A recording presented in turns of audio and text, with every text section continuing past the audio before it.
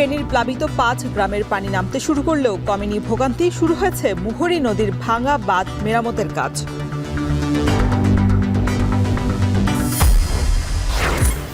হাওরে অবাধেই ঘুরছে ২০০-র বেশি হাউসবোট। উচ্চ শব্দ তৈরি সহ নানা কারণে নষ্ট হাওরের জীববৈচিত্র্য। আশঙ্কাজনক হারে কমছে মাছ পাখি। দীর্ঘদিন ধরে বেহাল বানিয়াচং আজমেরীগঞ্জ সড়ক। বড় বড় খানাখন্দে প্রায়ই ঘটছে দুর্ঘটনা। দুর্ভোগে অর্ধলক্ষাধিক মানুষ। এবং ভোলায় ৫০০ ভরি স্বর্ণ এবং অর্ধ কোটি টাকা নিয়ে গহনা ব্যবসায়ী উধাও। সম্পদ হারিয়ে প্রশাসনের পদক্ষেপ চান নিঃস্ব শতাধিক পরিবার।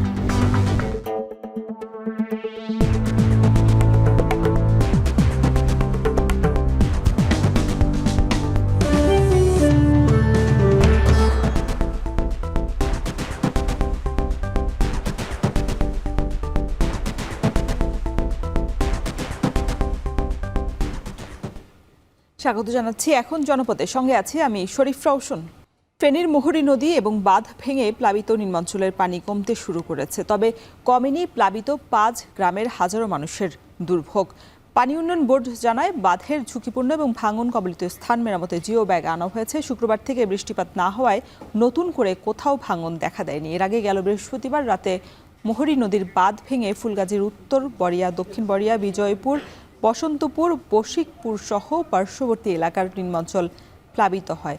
বাড়িঘরে পানি ঢোকায় দুর্ভোগে পড়েন বাসিন্দারা। এছাড়া ফুলগাজী বাজারে পানি উঠায় ক্ষতিগ্রস্ত হয় বিভিন্ন দোকানের মালামাল।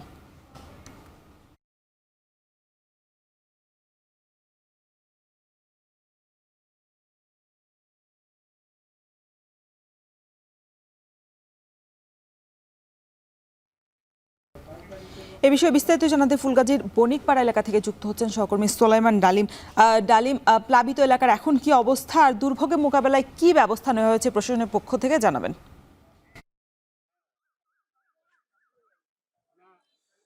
রোশন, গতকাল কিন্তু মুহুরী নদীর যে উজানের পানি এবং অতিরিক্ত বৃষ্টির কারণে যে মুহুরী নদীর পানির চাপের কারণে ফেনীর ফুলগাজীর বড়ইয়ার বণিকপাড়ায় যে একটি স্থানে ভাঙন দেখা দিয়েছিল, সেই ভাঙনের ফলে ফুলগাজী এবং পরশুরামের ৫টি গ্রাম প্লাবিত হয়েছে।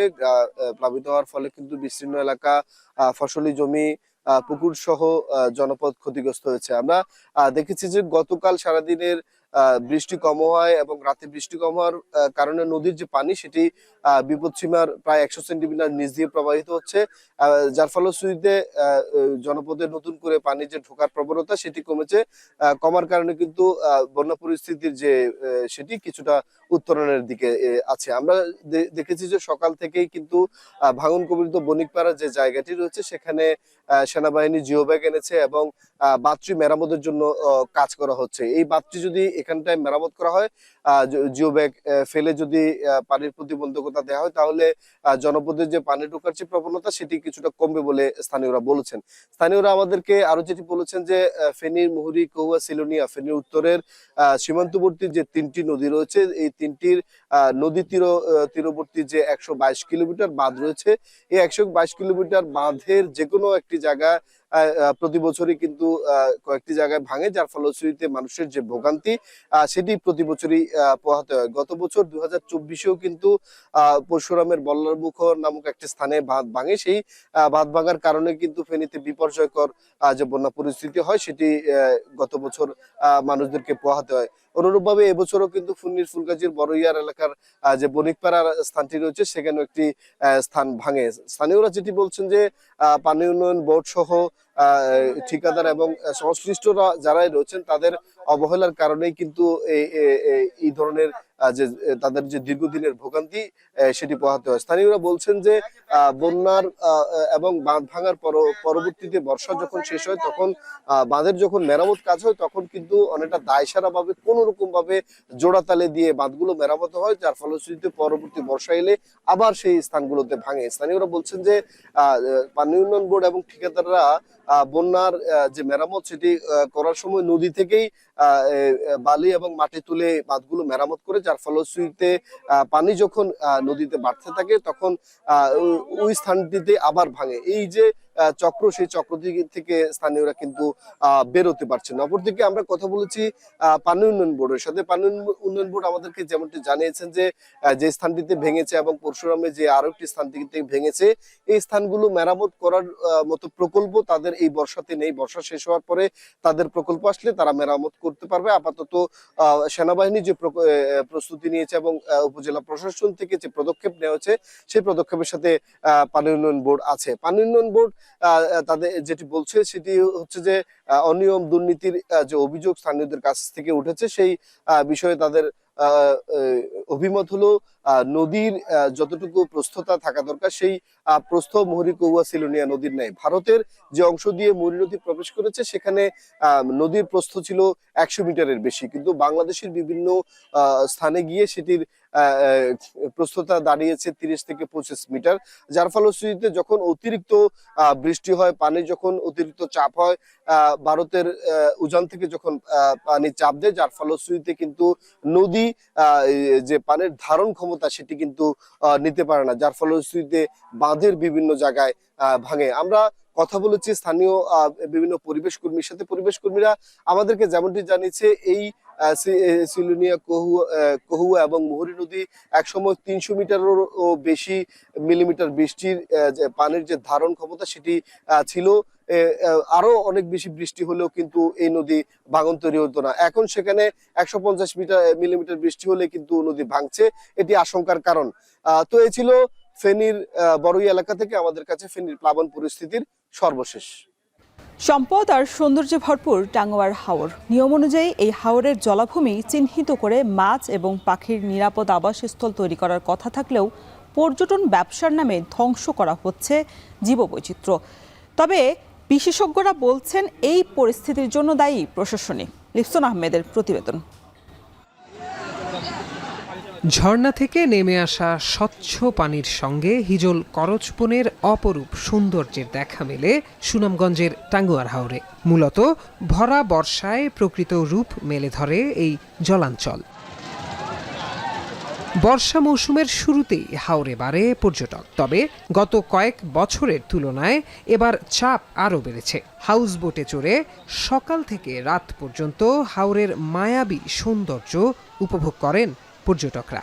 এরকম একটা সুন্দর জায়গা আমার মনে বাংলাদেশের কোথাও আছে কিনা আমার মনে হয় না। ভালো লাগতেছে এদিকে এসে সুইমিং করতেছি ফ্রেন্ডের ফ্যামিলির সাথে। ওভারঅল পরিবেশটা খুবই সুন্দর আর কি, ন্যাচারাল একটা পরিবেশ, অনেক ভালো লাগতেছে, অনেক মজা লাগতেছে।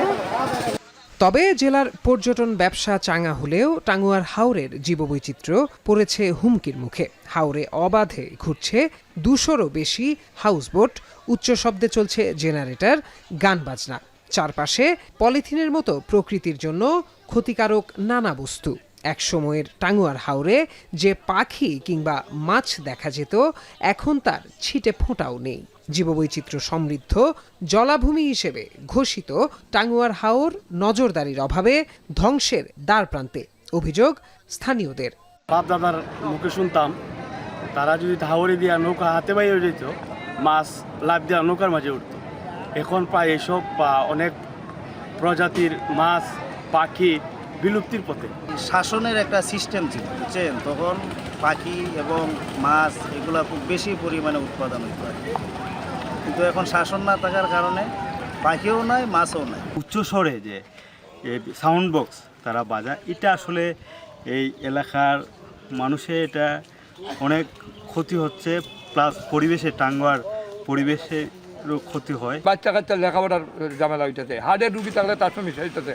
এদিকে IUCN 2015 এর সর্বশেষ রেড ডাটা বুকের তথ্য অনুযায়ী এ হাওরে 134 প্রজাতির মাছ, 19 প্রজাতির স্তন্যপায়ী, 219 প্রজাতির দেশি ও বিদেশি পরিযায়ী পাখি, 24 প্রজাতির সরীসৃপ, 8 প্রজাতির উভচর প্রাণী এবং 104 প্রজাতির উদ্ভিদ থাকলেও বর্তমানে এগুলোর বেশিরভাগই বিলুপ্তির পথে। পরিসংখ্যান অনুযায়ী গেল 10 বছরে এই হাওরে দেশি ও পরিযায়ী পাখি কমেছে 77%। উপজেলা প্রশাসনের কর্মকর্তা জানালেন, টাঙ্গুয়ার হাওরকে বাঁচিয়ে রাখতে পর্যটন নীতিমালায় বেশ কিছু পরিবর্তনের চেষ্টা করা হচ্ছে। টাঙ্গুয়ার হাওরে ভূমি, পানি এবং বায়ু দূষণের সমস্ত কর্মযজ্ঞ সম্পাদিত হয়, উচ্চস্বরে সাউন্ড সিস্টেম বাজানো হয়, নেচে গিয়ে এটাকে উৎসবস্থলে পরিণত করা হচ্ছে, যা ইসিএরও পরিপন্থী, রামসার সাইটেরও পরিপন্থী। নীতিমালা অনুযায়ী হাউসবোটগুলোকে অবশ্যই তাদের সেফটি থাকতে হবে, যেমন গ্যাস সিলিন্ডারের সেফটি থাকতে হবে, ইলেকট্রিক লাইনের সেফটি থাকতে হবে, পাশাপাশি মানব বর্জ্য কোথায় ফেলবে সেই ব্যবস্থাপনার সিস্টেম থাকতে হবে। কিন্তু দেখা যাচ্ছে যে এখনও এই সিস্টেম গড়ে ওঠেনি। আমরা গত কিছুদিন আগে জেলা প্রশাসক স্যারের নেতৃত্বে একটি সভা হয়েছিল, সেই সভায় তাদেরকে বলা হয়েছে যে হিউম্যান ওয়েস্ট ডাম্পিং একটি স্টেশন গড়ে তোলার জন্য। 1999 সালে টাঙ্গুয়ার হাওরকে ঘোষণা করা হয় প্রতিবেশগত সংকটাপন্ন এলাকা হিসেবে। এছাড়া 2000 সালের জানুয়ারি মাসে জীববৈচিত্র্য রক্ষায় রামসার কনভেনশনের আওতায় দেশের রামসার সাইট হিসেবে ঘোষণা করা হয় এই হাওরকে। এখন সুনামগঞ্জ। ভোলার ইলিশা বাজারে স্বর্ণালংকারের ব্যবসার আড়ালে শতাধিক গ্রাহকের 500 ভরি স্বর্ণ আত্মসাতের অভিযোগ উঠেছে। স্বর্ণের পাশাপাশি ওই গহনা ব্যবসায়ী 50 লাখেরও বেশি টাকা নিয়ে পালিয়েছে বলে অভিযোগ ভুক্তভোগীদের। এতে নিঃস্ব শতাধিক পরিবার। ইমতিয়াজুর রহমানের প্রতিবেদন। ভোলার ইলিশা ইউনিয়নের নাজমা বেগম মেয়ের বিয়ের গহনা বানাতে স্থানীয় সুইটি জুয়েলার্সে জমা রেখেছিলেন প্রায় 4 ভরি স্বর্ণ। তবে গেল 25শে মে থেকে উধাও দোকান মালিক সোহাগ বালা। সব হারিয়ে হাতে কাগজ নিয়ে দোকানের সামনে এই বৃদ্ধার অবস্থান। শুধু নাজমা বেগমই নয়, এই ব্যবসায়ীর সাথে লেনদেন করে নিঃস্ব হয়েছেন ইউনিয়নের অনেকে। ভুক্তভোগীদের দাবি, শতাধিক মানুষের প্রায় 500 ভরি স্বর্ণ ও নগদ 50 লাখ টাকা নিয়ে পলাতক সোহাগ বালা। এ ঘটনায় ভুক্তভোগীরা মানববন্ধন সহ একাধিক কর্মসূচি করলেও মেলেনি কোনো সমাধান। বিশ্বাসকে পুঁজি করে ও যে আমাদের সাথে প্রতারণা করবে, এটা আসলে আমরা এটা জানতাম না। আমার এই জিনিসের টাকা হোক, জিনিস হোক, আমি চাই। আসানি জিনিস দিয়ে 15,000 টাকা নিছি। আমাকে দ্বারা অনুরোধ, আমার মরা মায়ের চিহ্নটা আমি যেন ফিরে পাই। আমি 25,000 টাকা নিছি, 25,000 টাকা দিয়ে গেছি, 5,000 টাকা ব্যবসা হয়েছে, নিতাম পারি নাই। আমার জিনিসও গেল, টাকাও গেল, আমার স্বামী আমার ঘর উঠতে দেয় না। আমরা যারা ভুক্তভোগী আছি তারা যেন আমরা এই সোহাগবালার গ্রেপ্তার চাই। দ্রুত ওই স্বর্ণ ব্যবসায়ীকে গ্রেপ্তার করে ভুক্তভোগীদের স্বর্ণ ও টাকা ফিরিয়ে দেওয়ার দাবি জানায় জেলা জুয়েলার্স মালিক সমিতি। আমরা প্রশাসনের কাছে অনুরোধ করব, তাদের যে টেকনোলজি আছে এর মাধ্যমে যেভাবে হোক তাকে যেন ধরে এনে আইনের মুখোমুখি করা হয়। শীঘ্রই অভিযুক্ত স্বর্ণ ব্যবসায়ীকে আইনের আওতায় আনার আশ্বাস পুলিশের। কেউ যদি আমাদের কাছে সুনির্দিষ্ট অভিযোগ করে, আমরা তদন্ত সাপেক্ষে আইনানুগ ব্যবস্থা গ্রহণ করব। লেনদেনের ক্ষেত্রে অবশ্যই লিখিত রাখবেন এবং সুনির্দিষ্ট এবং যেটা নির্ভরযোগ্য প্রতিষ্ঠান, এরকম প্রতিষ্ঠানের সাথে লেনদেন করবেন। শেষ সম্বল হারিয়ে দুশ্চিন্তায় ক্ষতিগ্রস্ত পরিবারগুলো। আইন শৃঙ্খলা বাহিনীর দ্রুত পদক্ষেপ এবং প্রতারক ব্যবসায়ীর বিচারই এখন এলাকাবাসীর একমাত্র দাবি। ইমতিয়াজুর রহমান, এখন ভোলা। বরগুনায় কমছে না ডেঙ্গুর প্রকোপ। নতুন করে 63 জন সহ জেলায় এখন পর্যন্ত আক্রান্ত হয়েছেন 2251 জন। থেমে থেমে বৃষ্টির কারণে ডেঙ্গু পরিস্থিতি আরও ভয়াবহ রূপ নিতে পারে বলে শঙ্কা বিশেষজ্ঞদের। এ বিষয়ে বিস্তারিত জানাতে আমাদের সাথে যুক্ত হচ্ছেন সহকর্মী জিয়াদ মাহমুদ। জিয়াদ, জেলায় এখন পর্যন্ত ডেঙ্গু নিয়ন্ত্রণ কেন সম্ভব হচ্ছে না, আর মোকাবেলার ক্ষেত্রে এখন পর্যন্ত কি কি ব্যবস্থা নেওয়া হয়েছে, বিস্তারিত জানাবেন।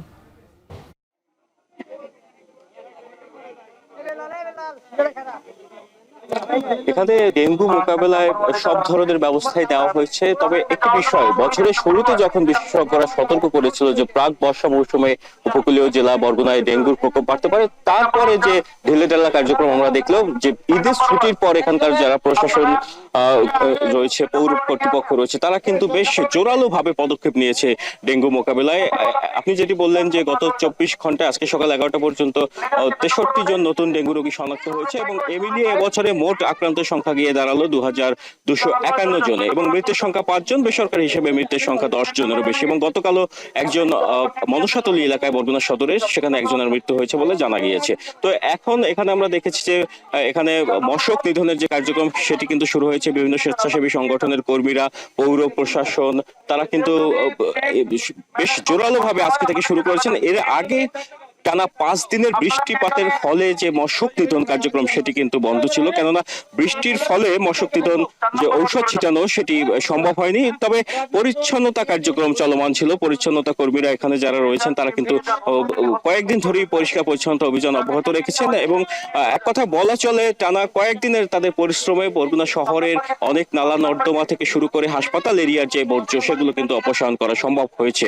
তো এখন যেটি প্রয়োজন, বিশেষ করে এখানে যে আইডিসিআর এর গবেষণা টিম এসেছে 6 সদস্যের, তারা কিন্তু বলেছেন যে বরগুনার বেশিরভাগ এলাকার যে বাড়িতে পানি জমিয়ে রাখে, যারা বৃষ্টির জন্য পানি জমিয়ে রাখে, যেহেতু এখানে সুপেয় পানির বেশ একটা সংকট রয়েছে, লবণাক্ততা রয়েছে পানিতে, তো সেক্ষেত্রে 2-3 দিনের বেশি যে পাত্রগুলোতে পানি জমিয়ে রাখছে সেখানেই কিন্তু ডেঙ্গুর লার্ভা, এরিসের লার্ভার উপস্থিতি তারা দেখতে পেয়েছেন। এক্ষেত্রে এই মুহূর্তে বৃষ্টি কিছুটা কমে গেছে। আজকে বৃষ্টিপাতের সকাল থেকে আমরা দেখিনি বৃষ্টিপাত তেমন একটা হয়েছে, তো এই কারণে কিন্তু এখানে আজকে থেকে মশক নিধন যে কার্যক্রম সেটি কিন্তু অব্যাহত রয়েছে। পাশাপাশি এখানকার যারা প্রশাসন রয়েছেন, আমরা দেখেছি কিছুক্ষণ আগে জেলা প্রশাসক, সিভিল সার্জন সহ আইডিসিআর এর যে গবেষণা টিম তারাও এসেছিলেন, তারাও মানুষকে সচেতন করার জন্য এখানে বলেছেন এবং এখানে স্বেচ্ছাসেবী যারা কর্মী রয়েছেন তারা কিন্তু লিফলেট নিয়েছেন, কারণ এই মুহূর্তে সচেতনতার বিকল্প নেই। একমাত্র সচেতনতাই এখানকার যে ডেঙ্গু রোধে কার্যকর ভূমিকা পালন করতে পারবে। হাসপাতালে প্রতিনিয়ত যেমন ভিড় বাড়ছে,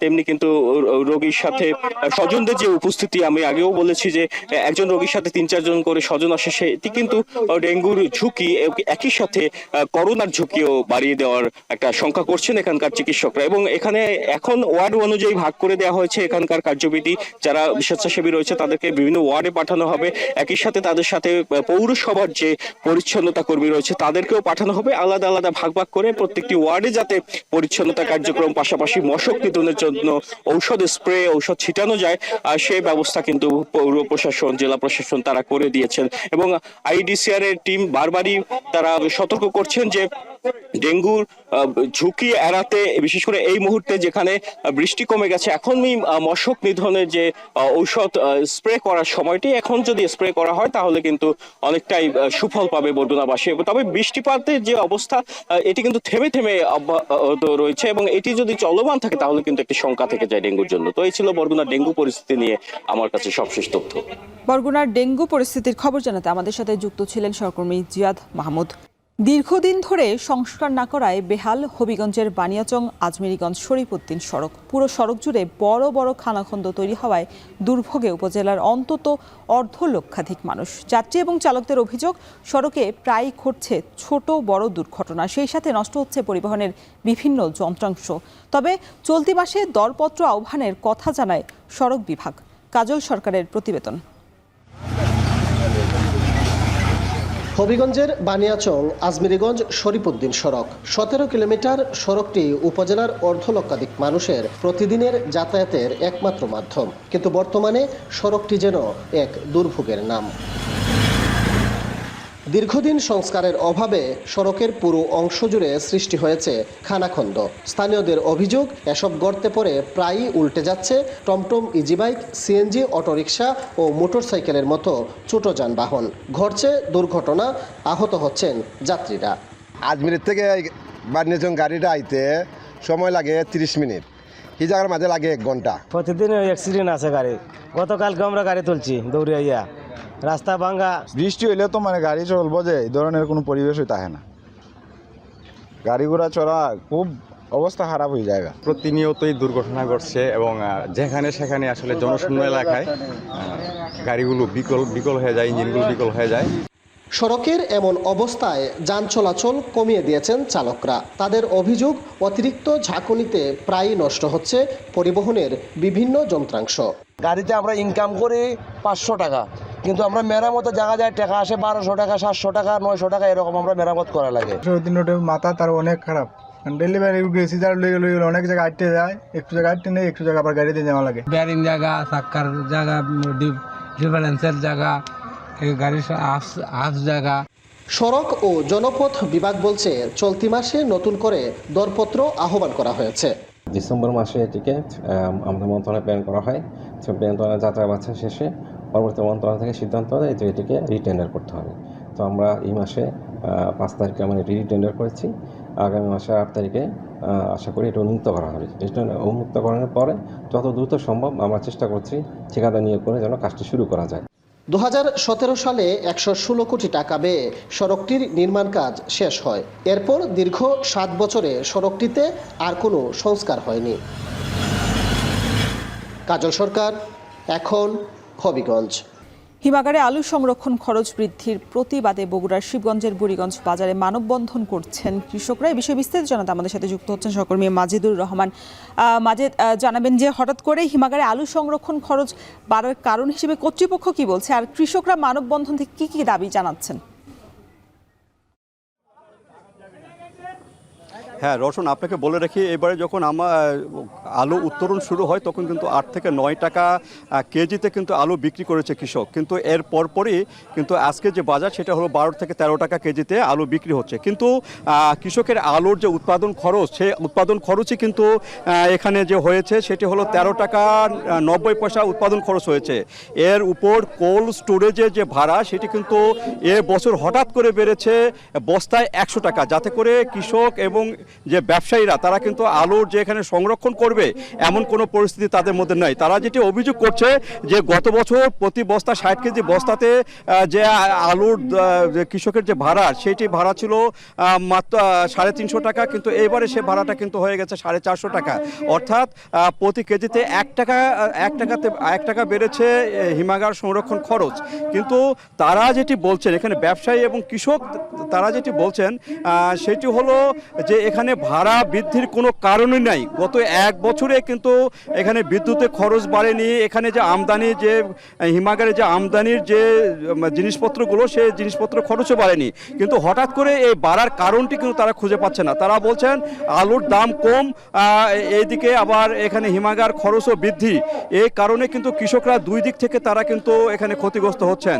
তারা যেটি বলছেন, ব্যবসায়ী এবং কৃষক যেটি বলছেন, যেখানে উৎপাদন খরচই 13 টাকা 90 পয়সা হয়েছে, সেখানে তারা কিভাবে হিমাগারে তারা আলু রাখবেন এবং কিভাবে তারা এত লোকসানে বিক্রি করবেন। সেক্ষেত্রে হিমাগার যে খরচ সেটি কিন্তু কমানোর জন্য তারা বারবার দাবি জানিয়ে আসছেন, তাদের অ্যাসোসিয়েশনে জানিয়েছেন এবং এখানে যে প্রশাসন তাদেরকেও জানিয়েছেন, কিন্তু আজ পর্যন্ত এর কোনো সুরাহা হয়নি। তাই তারা এখানে মানববন্ধন, রাস্তা বন্ধ করেও মানববন্ধন করছেন। আর এখানে আরেকটি বিষয় যেটি বলে রাখি, তো একটু তথ্য দিয়ে রাখি, সেটি হলো বগুড়াতে এবারে 60,000 হেক্টর জমিতে আলু উৎপাদন হয়েছে 13 লাখ মেট্রিক টন, যেখানে মাত্র 3.5 লাখ মেট্রিক টন আলু কিন্তু হিমাগারে রাখা যায়। বাদবাকি আলুগুলো অন্য জেলাতে এবং এখানে কিন্তু বাইরে এখানে আলুগুলো রয়ে গেছে। সেই আলুগুলো কিন্তু কৃষক আর বাড়িতে রাখতে পারছেন না, বিভিন্ন কারণে পচন এবং আলুতে যে পোকা, সেই পোকা ধরার কারণে কিন্তু আলুগুলো বাজারে বিক্রি করতে বাধ্য হচ্ছেন, ফলে তারা কিন্তু কম দামে আলু বিক্রি করছেন বাজারে। আর এখান থেকে আলু কিনে যারা সামান্য দূরে শহরে কিংবা ঢাকাতে বিক্রি করছেন সেখানে কিন্তু 20 টাকা কেজিতে কিন্তু আলু বিক্রি হচ্ছে। তো এই ক্ষেত্রে তারা যেটি বলছেন, সিন্ডিকেটের কারণে আলু বাজার থেকে ভোক্তারা বেশি দামে কিনছেন, কিন্তু কৃষকরা তাদের কোনো উপকারী হচ্ছে না। তারা বলছেন এর থেকে তারা রেহাই পেতে চান, তারা একটি বাজার মনিটরিং চান এবং হিমাগার খরচ যাতে কমে সেই ব্যাপারে তারা কিন্তু মানববন্ধন করছেন। এইভাবে কিন্তু গত কয়েকদিন আগেও কিন্তু বিভিন্ন স্থানে মানববন্ধন হয়েছেন। তারা চান যে এই মানববন্ধনের কারণে সরকার যেন এটা দৃষ্টিপাত করেন এবং হিমাগার খরচটা যেন কমানো হয়। পাশাপাশি আলু রপ্তানি ক্ষেত্রেও কিন্তু সরকারকে একটি উদ্যোগী ভূমিকা নেওয়ার আহ্বান জানিয়েছেন, যাতে করে কৃষকরা আর লোকসান না দিতে হয়। তো এই ছিল রসুন আমার কাছে বগুড়ার বুড়িগঞ্জ বাজারের যে মানববন্ধন তার সর্বশেষ।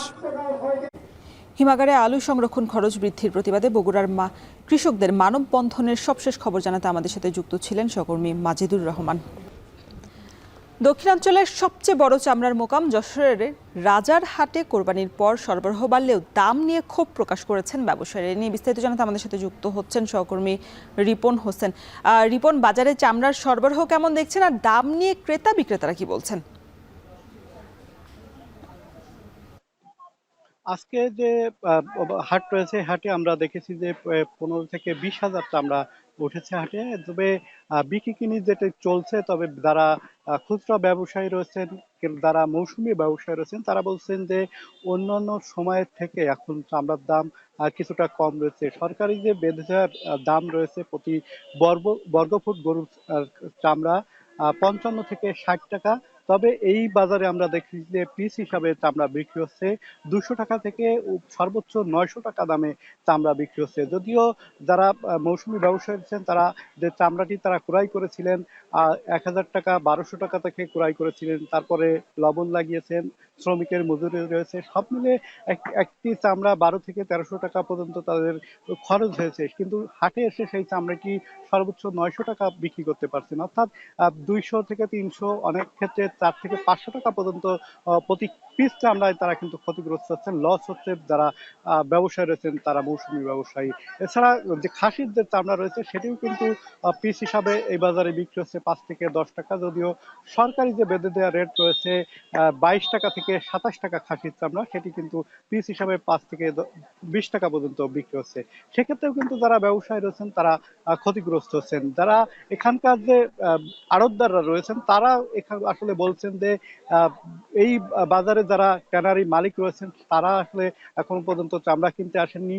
এই যে বাজারটি রয়েছে আসলে এখানে খুলনা বিভাগের 10 জেলা ছাড়াও নাটোর বিভিন্ন অঞ্চল থেকে তারা ব্যবসায়ী তারা এই হাটে চামড়া ক্রয় করতে আসেন, ঢাকা থেকে আসেন, কিন্তু এইবার এই মৌসুমে কিন্তু এই চামড়া ক্রয় করতে কিন্তু তারা আসেনি। ফলে চামড়ার যে সরবরাহ সেটি বেশি রয়েছে, তবে বিক্রি কিনি কম হচ্ছে। সেই সুযোগটা কাজে লাগিয়ে আড়তদাররা কিন্তু কম দামে চামড়া ক্রয় করছেন, এমনটি অভিযোগ রয়েছে যারা মৌসুমী ব্যবসায়ী রয়েছেন তারা। সরকার যে চামড়া ব্যবসার জন্য যারা মানুষ রয়েছেন তাদের কিন্তু লবণ ফ্রি দিয়েছিলেন, বিশেষ করে মাদ্রাসায় লবণ ফ্রি দিয়েছিলেন চামড়া মজুত রাখার জন্য, কিন্তু তারাও কিন্তু বলছেন যে চামড়া যে কাঁচা চামড়া যেটি বিক্রি হয় লবণ মাখিয়ে শ্রমিকের মজুরির পরে, সেই চামড়া বাজারে আনেও কিন্তু একই দামে বিক্রি করতে হচ্ছে। অর্থাৎ লবণ এবং যে শ্রমিকের মজুরি তাদের কিন্তু ক্ষতিগ্রস্ত হচ্ছে। আর যারা এখানকার বড় বড় ব্যবসা রয়েছেন আড়তদাররা রয়েছেন তারা বলছেন যে ট্যানারি যে মালিকরা রয়েছেন তারা যে বিগত বছরগুলোর যে তাদের বকেয়া টাকা তাদের রয়েছে বাকি রয়েছে সেই টাকা কিন্তু এখনো পরিশোধ করেনি, ফলে তারা কিন্তু বেশি পরিমাণে চামড়া ক্রয় করতে পারছে না। অন্যদিকে যে ঋণের যে সুবিধা সেটিও কিন্তু তারা পারছে না, এই যে ঋণের সুবিধা না পাওয়ার কারণে কিন্তু তারা চামড়া ক্রয় করতে পারছে না। সব মিলে বাজারে আমরা দেখছি যে চামড়া 15 থেকে 20 হাজার চামড়া উঠেছে, তবে সেই তুলনায় বিক্রি কিনি কম হচ্ছে এবং দামটাও কম রয়েছে নিয়ে কিন্তু ক্ষোভ প্রকাশ করেছেন ব্যবসায়ীরা। তো সব মিলে এই ছিল এখান থেকে আমার কাছে চামড়া বাজারের সর্বশেষ খবর। চট্টগ্রামের পাইকারি বাজার খাতুনগঞ্জে অবিকৃত আদা নিয়ে বিপাকে পড়েছেন ব্যবসায়ীরা। ঈদুল আজহাকে কেন্দ্র করে চাহিদার চেয়েও অতিরিক্ত আদা আমদানি হলেও আশানুরূপ বিক্রি হয়নি। একই অবস্থা রসুনের বাজারেও। বিস্তারিত জানাতে আমাদের সাথে যুক্ত হচ্ছেন সহকর্মী শোয়েব রহমান। শোয়েব, এই যে অবিকৃত আদা রসুন রয়েছে এর প্রভাবে কোনো বাজারে কোনো প্রভাব পড়েছে কিনা, কি বলছেন ব্যবসায়ীরা?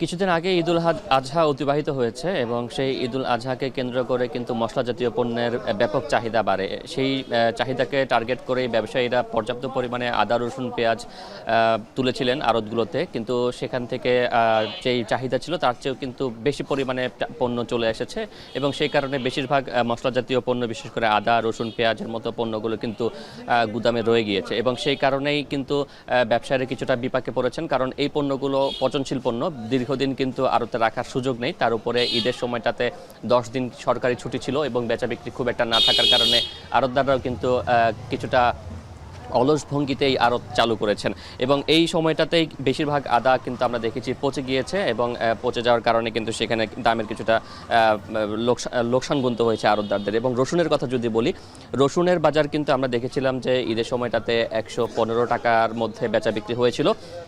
সেই সময়টাতে প্রচুর পরিমাণে রসুন আমদানি হয়েছিল এবং দেশের বাজারে যেই রসুন বিক্রি হয় তার বেশিরভাগই কিন্তু চায়না এবং ভারত থেকে আসে এবং সেখানে চায়না রসুনের দাপটই বেশি, চায়না রসুনের কিন্তু চাহিদা বেশি এবং সেই চায়না রসুনই 115 টাকায় বিক্রি হয়েছে। সেই সময়টাতে রসুনের বাজারও ব্যবসায়ীরা বলছেন যে তারা 30 থেকে 35 টাকা পর্যন্ত লোকসান করেছেন, অর্থাৎ এই চায়না থেকে এই রসুনগুলো আমদানি পর্যন্ত তাদের খরচ পড়েছে 150 টাকার মতো প্রতি কেজিতে, কিন্তু বিক্রি করতে হয়েছে 115 টাকা। তবে বর্তমানে রসুনের দাম কিছুটা বাড়তে শুরু করেছে। চায়নাতে এই সময়টাতে রসুনের ভরা মৌসুম, নতুন ফসল উঠছে এবং সেই রসুনগুলো কিন্তু ইতিমধ্যেই আমদানির প্রক্রিয়া শুরু হয়েছে। আগামী 1 সপ্তাহ থেকে 10 দিনের মধ্যে সেই রসুনগুলো বাজারে চলে আসবে বলে কিন্তু ব্যবসায়ীরা বলছেন এবং সেই কারণে রসুনের দামের কিছুটা বেড়েছে। তার অন্যতম কারণ হচ্ছে বিগত সময়টাতে যারা রসুন আমদানি করেছিলেন তারা লোকসানের কারণে কিন্তু অনেকেই কিন্তু রসুন আর নতুন করে আমদানি করেননি। নতুন করে রসুন আমদানি না করার কারণে বাজারে রসুনের কিছুটা সংকট হয়েছে এবং সেই কারণেই কিন্তু আজকের বাজারে রসুন বিক্রি হচ্ছে 140 থেকে 148 টাকা পর্যন্ত দামে। এবং এর বাইরে যদি পেঁয়াজের কথা বলি, পেঁয়াজ কিন্তু এবার দেশে ভালো পেঁয়াজ উৎপাদন হয়েছে এবং পেঁয়াজের চাহিদা আপনি জানেন যে দেশে প্রতি বছরে 32 থেকে 36 লক্ষ টন এবং তার মধ্যে কিন্তু 25 থেকে 26 লক্ষ টনের বেশি কিন্তু দেশীয়ভাবে উৎপাদিত হয়। সামান্য যা বাকি থাকে সেটি ভারত থেকে আমদানি করতে হয়। এখন নতুন পেঁয়াজ উঠেছে কিছুদিন আগে, সেই নতুন পেঁয়াজের কারণে কিন্তু বাজারে এখন দেশি পেঁয়াজের দাপট চলছে। অন্যদিকে ভারতীয় পেঁয়াজ সেটি আমদানিতে খরচ পড়ে যায় 60 থেকে 65 টাকার মতো, কিন্তু বর্তমানে দেশি পেঁয়াজ বিক্রি হচ্ছে 50 টাকা কেজি দরে, যে কারণে কিন্তু বাজারে ভারতীয় পেঁয়াজ একেবারেই নেই, কারণ সেগুলো দাম বেশি হওয়ার কারণে কিন্তু ক্রেতা নেই। তবে দেশি পেঁয়াজ যেটি 50 বা 48 টাকায় বিক্রি হচ্ছে সেগুলোতেও কিন্তু ব্যাপারীরা বলছেন যে তাদের লোকসান হচ্ছে, কারণ মোকাম বা কৃষক পর্যায়ে তাদেরকে পেঁয়াজগুলো কিনতে হচ্ছে আরও কিছুটা বাড়তি দামে, অর্থাৎ কৃষক পর্যায়ে কিনে নিয়ে এই চট্টগ্রামের আড়তগুলোতে আনতে তাদের খরচ পড়ছেন প্রতি কেজিতে 53 থেকে 54 টাকা, কিন্তু এখানে সেটি বিক্রি করতে হচ্ছে 48 থেকে 50 টাকা। সেই ক্ষেত্রে ব্যবসায়ীরা বলছেন যে পেঁয়াজের বাজারেও কিন্তু প্রতি কেজিতে 3 থেকে 4 টাকা বা 5 টাকা পর্যন্ত কিন্তু ব্যবসায়ীদের লোকসান গুনতে হচ্ছে।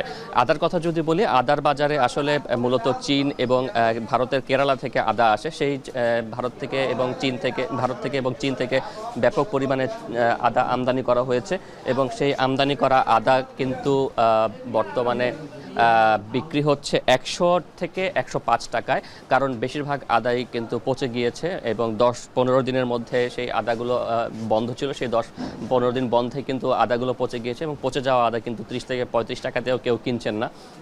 এবং ব্যবসায়ীরা বলছেন যে অতিরিক্ত আমদানি হওয়ার কারণে মূলত ব্যবসায়ীরা লোকসানের মুখে পড়েছেন এবং প্রতি কেজিতে 30 থেকে 35 টাকা করে লোকসান দিয়েছেন এবং আমরা দেখেছি যে বেশ কিছু আড়তে কিন্তু আদা পচে রয়েছে। তো সবকিছু মিলিয়ে বলা যায় যে এবার ঈদে ব্যবসায়ীরা বলছেন যে অন্যান্য ঈদের তুলনায়, কোরবানির ঈদের তুলনায় ব্যবসা 30% পর্যন্ত কম হয়েছে, কিন্তু পণ্যের যথাযথ সরবরাহ ছিল, যে কারণে পণ্য আমদানি করে আমদানিকারকরা বর্তমানে কিছুটা লোকসান বা ক্ষতিগ্রস্ত। ঝালকাঠির নলছিটি পৌরসভা 150 বছরের পুরনো হলেও নাগরিক সুযোগ সুবিধার দিক দিয়ে বেশ পিছিয়ে আছে। 26 বছর আগে তৃতীয় শ্রেণী, দ্বিতীয় শ্রেণীর পৌরসভায় উন্নতি হলেও সেবার মানে আসেনি কোনো পরিবর্তন। পৌরসভাতেও নেই কোনো গণশৌচাগার এবং সুপরিকল্পিত বর্জ্য ব্যবস্থাপনা। নদীর পাড়ে এবং খোলা স্থানেই ময়লা আবর্জনা ফেলা হচ্ছে, যার কারণে দূষিত হচ্ছে পরিবেশ। এছাড়া বেশিরভাগ সড়ক চলাচলের অনুপযোগী। নিয়মিত পৌর কর পরিশোধ করেও আশানুরূপ সেবা না পাওয়ায় ক্ষুব্ধ পৌরবাসী। আলমিন তালুকদারের তথ্য ছবিতে দেখুন বিস্তারিত। ঝালকাঠি জেলার প্রথম ও দেশের দ্বিতীয় পৌরসভা নলছিটি 26.16 বর্গ কিলোমিটার আয়তনের এ পৌরসভায় 50,000-এর বেশি মানুষের বসবাস। দেশের সবচেয়ে পুরনো পৌরসভার একটি হলেও নাগরিক সেবার দিক থেকে বেশ পিছিয়ে। 150 বছরের পুরনো পৌরসভাটিতে এখনও গড়ে ওঠেনি পরিকল্পিত ড্রেনেজ ব্যবস্থা। এতে সামান্য বৃষ্টিতেই ময়লা পানি উপচে ছড়িয়ে পড়ছে পথে ঘাটে। আর নির্ধারিত জায়গা না থাকায় সুগন্ধা নদীর পাড়ে খোলা স্থানে আবর্জনা ফেলায় দূষিত হচ্ছে পরিবেশ, ছড়াচ্ছে রোগ জীবাণু। তবে নলছিটি পৌরসভার সমস্ত ময়লা এখানে ফেলে নদীর পানি সব একদম খারাপ হয়ে যায়। আমরা এখানে উজু, গোসল এবং খাওয়ার পানি এখান থেকে কিছু সংগ্রহ করতে পারতেছি না। ময়লা ফালানোর কোনো জায়গা নাই, নদীর পাড়ে নিয়ে ময়লা ফালানো হয় এবং গন্ধর আর শেষ নেই এবং এটা কোনো সংস্কারের জন্য কোনো কাজে নেই। ড্রেন নাই, পানি নিষ্কাশনের কোনো ব্যবস্থা নাই, কোনো সুযোগ সুবিধা নাই, অথচ আমরা ট্যাক্স শুধু পরিশোধ করে যাচ্ছি, কিন্তু আমরা কোনো সুযোগ সুবিধা পাচ্ছি না। দেশের অন্যান্য পৌরসভায় সড়ক যোগাযোগে যে উন্নয়ন হয়েছে সে তুলনায় অনেক পিছিয়ে নলছিটি। পৌরসভার 9টি ওয়ার্ডের সড়কেই বেহাল দশা। এর মধ্যে অনুরাগ, সূর্যপশা, শারদল, মালিপুর, নান্দিকাঠির বেশিরভাগ সড়কই চলাচলের অনুপযোগী। আর বর্ষায় এসব সড়ক ব্যবহারে দুর্ভোগ পোহাতে হয় দ্বিগুণ। নিয়মিত পৌরকর পরিশোধের পরও সেবা না পাওয়ায় ক্ষুব্ধ পৌরবাসী। এই দেখেন সামনে রাস্তাঘাট, এগুলো কোনো রাস্তাঘাটের কোনো নেই, আমরা খুব অসুবিধা আছে। এর থেকে আমাদের পৌরসভার থেকে ইউনিয়ন পর্যায়ে অনেক ভালো। রাস্তা এতটা খারাপ, বাচ্চা পোলাপান নিয়ে গাড়িতে চলাফেরা করতে অনেক সমস্যা হয়। আমরা কিছুদিন আগে অ্যাক্সিডেন্ট হয়েছি। তারা আমার কাছে নিয়ে যাইতে আসে, পৌর কর নিতে আসে, ব্যাড নিতে আসে, এরপর খাজনা নিতে আসে, কিন্তু আমরা কোনো সুযোগই পাইতেছি না। রোডঘাট 9 ওয়ার্ডের কোনো রাস্তাঘাট নাই। উন্নয়নে পিছিয়ে থাকার কথা স্বীকার করে নানান সীমাবদ্ধতার কথাও তুলে ধরেন পৌর প্রশাসক।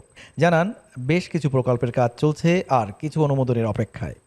বেশ কিছু সীমাবদ্ধতা আসলে আমাদের রয়েছে, কিন্তু তারপরে আমাদের এখন অনেকগুলো প্রকল্প চলমান রয়েছে এবং আপনার কিছু প্রকল্প আমাদের যে প্রকল্প অফিস সেখানে অনুমোদনের জন্য অপেক্ষায় আছে।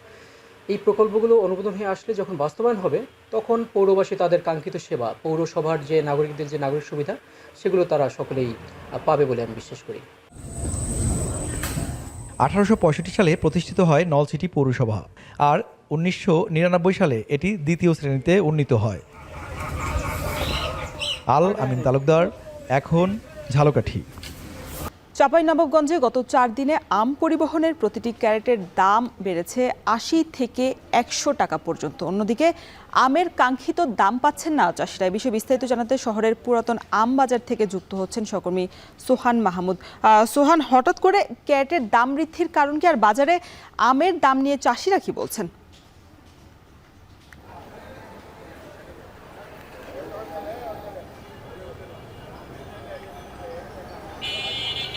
রওশন, চাঁপাইনবাবগঞ্জ আমের জন্য বিশ্বসেরাই বলা যায়। এক্ষেত্রে চাঁপাইনবাবগঞ্জ থেকে সারা দেশে এখানকার আম সরবরাহ করেন এখানকার ব্যবসায়ীরা। তবে আজ থেকে 4 দিন আগেও যে ক্রেটগুলো এখান থেকে সারা দেশে যেত আম ভর্তি হয়ে, এগুলোর দাম ছিল 150 থেকে 160 টাকা পর্যন্ত। কিন্তু গত 4 দিনের ব্যবধানে এগুলোর দাম বেড়েছে একটির প্রায় 100 থেকে 150 টাকা পর্যন্ত। 1 নম্বর এখানকার ক্রেট বিক্রি হচ্ছে 230 থেকে 40 টাকা এবং 2 নম্বরগুলো এখানে বিক্রি হচ্ছে 180 থেকে 90 টাকায়। রওশন, আপনাকে বলে রাখি, সারা দেশে চাঁপাইনবাবগঞ্জের আম সরবরাহ হয়ে থাকে। সেক্ষেত্রে চাঁপাইনবাবগঞ্জ থেকে প্রায় 1 লাখের বেশি প্রতিদিন এই ক্যারেট প্রয়োজন হয়। সেক্ষেত্রে ব্যবসায়ীরা বলছেন একটি সিন্ডিকেটের হাতে চলে গেছে এই ব্যবসা। তারা 20 জন বা 30 জন মিলে সারা বছর এই ক্রেটগুলো 50 থেকে 100 টাকায় কিনে জমা করে রেখে কৃত্রিম সংকট তৈরি করেছেন। তারা বলছেন এই কৃত্রিম সংকট তৈরি করে এখন তারা বেশি দামে বিক্রি করছেন। তারা বেশি দামে বিক্রি করলেও একদিনে বেশি বিক্রি করছেন না, 500 থেকে 1000 করে বিভিন্ন গোডাউন থেকে বের করে তারা বাজারে নিয়ে আসছেন। এতে বাজারে কৃত্রিম সংকট তৈরি হয়েছে। সেক্ষেত্রে এখানকার ব্যবসায়ীরা আমের ক্যারেট প্রয়োজন হয়, সেক্ষেত্রে প্রতিনিয়তই প্রয়োজন হয় এই ক্যারেট। সেক্ষেত্রে আপনাকে বলে রাখি, অনলাইনে এবং চট্টগ্রামে এই আম ভর্তি যে ক্যারেটগুলো যায় সেগুলোতে মূলত আর ফেরত পায় না ব্যবসায়ীরা। এক কথায় ক্যারেট সহই কিন্তু বিক্রি হয় এখানকার আম। সেক্ষেত্রে যেহেতু আর ফিরে আসে না, তাই প্রতিদিন এবং প্রতিনিয়ত বাড়ছে এই ক্যারেটের দাম। আপনাকে বলে রাখি আরেকটি বিষয়, এই আমের দাম কিন্তু নির্ধারণ হয় অনেকটা এই ক্যারেটের উপর নির্ভর করে। কারণ এই ক্যারেট যেহেতু আর ফিরে আসে না, সেক্ষেত্রে একটি ক্যারেটে যেহেতু 20 থেকে 22 কেজি আম তারা ভর্তি করে রাখেন। চাঁপাইনবাবগঞ্জের আমের বাজার পরিস্থিতি জানাতে যুক্ত ছিলেন সহকর্মী সোহান মাহমুদ। যশোরে চলতি বছর পটলের বাম্পার ফলনে হাসি ফুটেছে কৃষকের মুখে। অন্যান্য ফসলের তুলনায় উৎপাদন খরচ কম এবং লাভ বেশি হওয়ায় কৃষকরা ঝুঁকছেন পটল চাষে। এই সবজি চাষে জেলায় প্রতি বছর 100 কোটি টাকার বেশি লেনদেন হয়। রিপন হোসেনের তথ্য ছবিতে দেখুন বিস্তারিত। যশোরের 7 মাইল, নোঙ্গরপুর, তীরেরহাট, আব্দুলপুর, ঝিকরগাছা সহ বেশ কয়েকটি এলাকার মাঠ জুড়ে পটলের ক্ষেত। নিড়ানি, আগাছা পরিষ্কার, মাছা তৈরি সহ নানা পরিচর্যায় পটল খেতে ব্যস্ত কৃষক। চলতি বছর আবহাওয়া অনুকূলে থাকায় পটলের ভালো ফলন হয়েছে। এছাড়াও বাজারে ভালো দাম পেয়ে খুশি কৃষক। আত্মীয় স্বজন আসে, তাদের দেখা আছে, খাওয়া দাওয়ার লেনদেন আদান প্রদান করা লাগে। এই জন্যই আমাদের পটল চাষটা একটু করা লাগে। কি জন্য? যে আমাকে কাঁচা পয়সা, এই কাঁচা পয়সার জন্যই আমরা এই চাষটা করি। আবার যশোর সদর উপজেলার চূড়ামনকাঠি গ্রামের আব্বাস আলী 1.5 বিঘা জমিতে করেছেন পটলের চাষ। আবাদে 35,000 টাকা খরচ হলেও বিক্রি শেষে ঘরে আসবে 2 লাখ টাকার বেশি। লাভের অঙ্কটা জেলার অন্যান্য কৃষকদেরও একই রকম। সপ্তাহে একদিন তুলতে পারি, কিছু সপ্তাহে দাম কম হয়, কিছু সপ্তাহে দাম বেশি হয়। তা এটা দেখা যাচ্ছে যে আমাদের বাড়তি যে খরচটা অন্যান্য সাইটে চাহিদা পূরণ করে দেয় এবং আমাদের ভবিষ্যৎ আরেকটা চাষ করবো, সেই চাষেরও সহযোগিতা করে এই পটল চাষে। 10 কাঠা জমিতে আপনার 17,000 টাকা খরচ হয়েছে মোট টোটালে, এবং আমি আশাবাদী যে ওই পটল 30,000 টাকা, 20 থেকে 30,000 টাকা আশাবাদী। পটল চাষে স্বল্প পরিশ্রম আর অল্প কীটনাশক ও সারের ব্যবহারে ভালো ফলন পাওয়া সম্ভব। এছাড়া বছরে বেশিরভাগ সময় পটলের উৎপাদন অব্যাহত থাকে। তাই দিন দিন পটল চাষে ঝুঁকছেন কৃষকরা। স্থানীয় চাহিদা মিটিয়ে যা পাঠানো হচ্ছে দেশের বিভিন্ন স্থানে। চিটাগাং, নিমসা, তারপরে ঢাকার আর কি বিভিন্ন পয়েন্টে যায়, যেমন গাজীপুর, কারণ বাজার। মাসে 4 বার উঠানো যায়। তো এই 4 বার যেহেতু মাসে উঠানো যায়, আপনার 1 মাসের যে কোনো এক সময় আপনি দাম অবশ্যই পাবেন। অর্থাৎ 7 মাস ব্যাপী মাঝে মধ্যে দাম কম পেতে পারেন, কিন্তু অধিকাংশ দাম পাবেন। কৃষি কর্মকর্তারা বলছেন পটল ক্ষেতে রোগবালাই মুক্ত রাখতে চাষিদের আধুনিক সেক্স ফ্রেমন ট্র্যাপ, জৈব বালাইনাশক সার ব্যবহারের নানা পরামর্শ ও সহায়তা দেওয়া হচ্ছে। তাদেরকে পরামর্শ এবং তাদের পাশে থাকছি। গত অর্থ বছর আমাদের যশোর জেলাতে পটলের আবাদ যেটা আমরা অর্জন করেছিলাম সেটা 1832 হেক্টর। সেখানে প্রায় আমরা 28,396 মেট্রিক টন আমরা পটল উৎপাদন করতে সক্ষম হয়েছি। এবছর আমাদের উৎপাদনটা বেড়েছে। এবছর যশোরে 2,308 হেক্টর জমিতে পটলের আবাদ হয়েছে। উৎপাদন লক্ষ্য 36,928 মেট্রিক টন পটল, গড়ে 30 টাকায়, যার আনুমানিক বাজার মূল্য 110,78,40,000 টাকা। রিপন হোসেন, এখন যশোর। শেষ করছি এখন জনপদে। তার আগে শিরোনামগুলো জানিয়ে দিব আরও একবার। ফেনীর প্লাবিত 5 গ্রামের পানি নামতে শুরু করলেও কমেনি ভোগান্তি। মুহুরী নদীর ভাঙা বাঁধ মেরামত শুরু।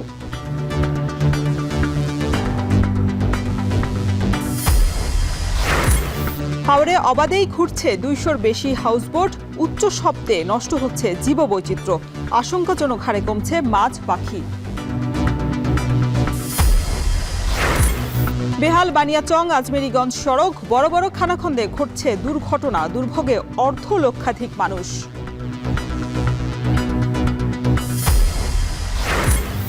এবং ভোলায় 500 ভরি স্বর্ণ এবং অর্ধকোটি টাকা নিয়ে গহনা ব্যবসায়ী উধাও। প্রশাসনের সহায়তা চান নিঃস্ব শতাধিক পরিবার। এই ছিল এখন জনপদের আয়োজন। এখন টেলিভিশন ওয়েবসাইটে দেখতে ভিজিট করুন www.এখন.tv। এছাড়া ফেসবুকে দেখতে ভিজিট করুন facebook.com/tv.এখন এবং ইউটিউবে সরাসরি যুক্ত থাকতে ভিজিট করুন youtube.com/c/echontv।